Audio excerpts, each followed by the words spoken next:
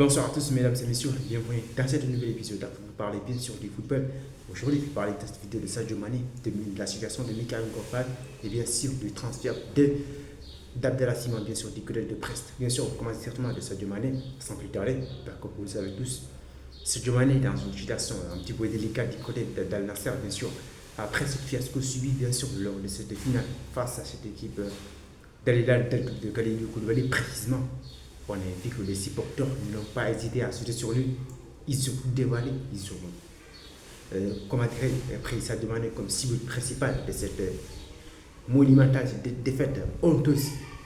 Évidemment, du coup, les supporters réclament son départ. Maintenant, il y a un club qui s'est adressé à lui, bien sûr, c'est Al Ittihad de Karim Benzema. D'ailleurs, la première déclaration d'après Karim Benzema, c'est une super idée qu'il vienne du côté d'Al Ittihad parce que ça pourrait être un atout important pour eux. Ce sont les déclarations bien sûr de Karim Benzema que j'ai relayées bien sûr, qu'on peut constater.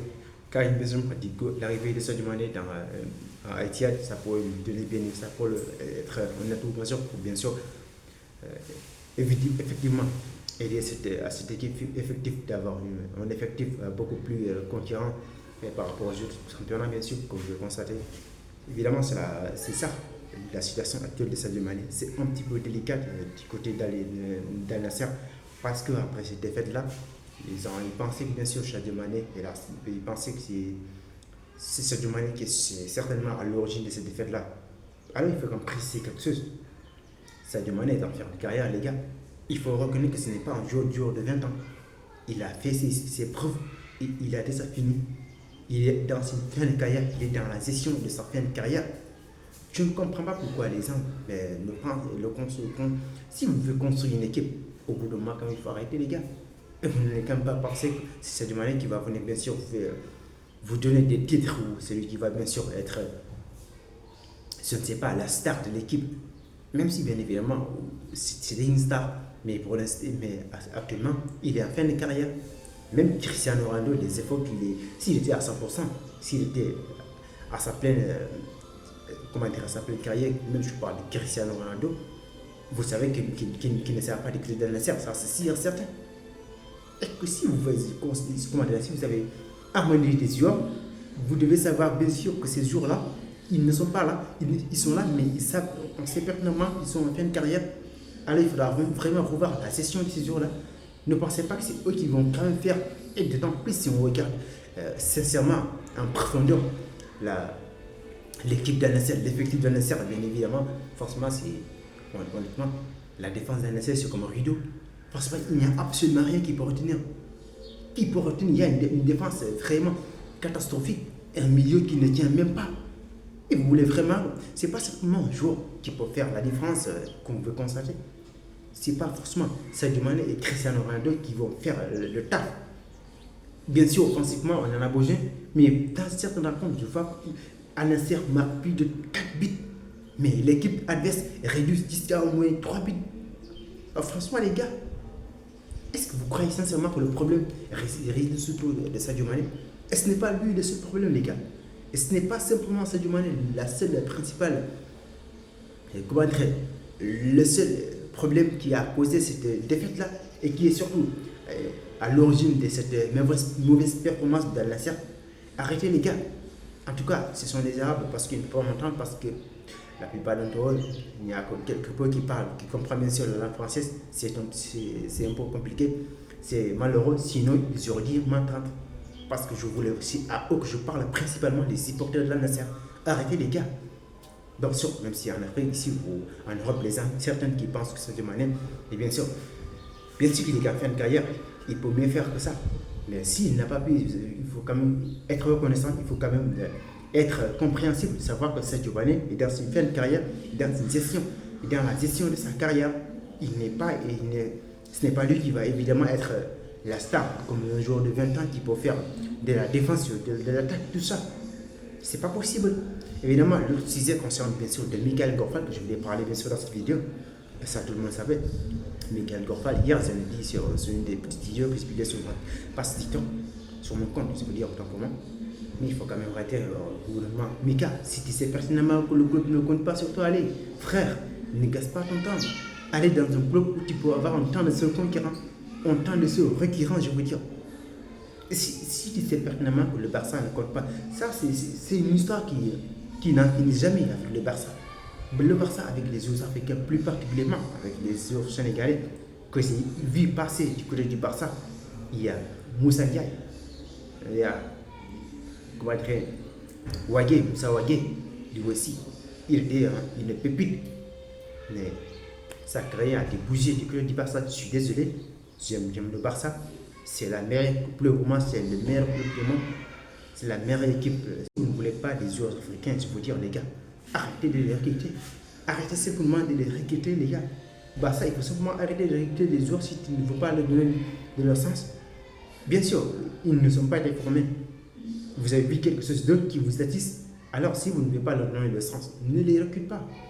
Michael Ngofal, ne les retient pas. Si vous ne comptez pas sur lui, laissez-les partir. Si ça, j'en suis sûr certain que si Mika est dans une autre équipe, c'est impossible qu'il soit sur le banc. C'est impossible. Parce que les gars, il a énormément de talent, les gars. Mika a énormément de talent sur les relances. Il est très très propre sur les relances. Il est très efficace dans l'aspect défensif. Très technique au niveau dans l'aspect défensif. Franchement, il n'a rien à le rapprocher, Mika. Je ne comprends pas pourquoi les gens se permettent de dire ou même de penser. Si vous constatez qu'il ne peut pas avoir un temps de série régulière dans votre équipe, alors laissez-le partir. En tout cas, je conseille à Michael Ngofal d'aller dans un club où il peut avoir un temps de série régulière. C'est ça, j'espère. En tout cas, il faut quand même revoir la situation. C'est quand même, il y a des clubs qui s'intéressent beaucoup à lui, notamment Rennes, qui est très actif sur son cas. En tout cas, à sa place, j'irai directement dans un club où j'aurai un temps de série régulière. Parce que son jeune joueur, il est dans une situation où il a besoin d'un temps de jeu. Parce que c'est un moment crucial dans la carrière d'un joueur à l'âge de 20 ans, 19 ans. Tu dois avoir un club où tu dois avoir la confiance de l'entraîneur et d'autres choses pour bien progresser, parce que tu es dans une masse de progression que tu dois vraiment respecter. En tout cas, c'est la situation que je peux parler. D'autres informations concernent bien sûr Abdallah Sima qui doit quitter bien sûr du côté bien sûr de Brighton. Si je ne comprends pas la situation de Brighton concernant Abdallah. Franchement, je ne comprends pas. Si vous ne comptez pas sur lui, pourquoi vous mettez autant d'argent sur lui? C'est ça la principale difficulté des clubs africains, les équipes européennes. Si vous ne comptez pas son jeu, alors ne compliquez pas la tâche, les gars. Laissez-les partir. Je ne comprends pas.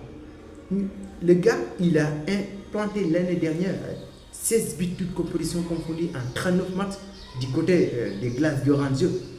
Mais si vous ne comptez pas sur lui, laissez-le rester dans le club. Parce que ce club-là le veut.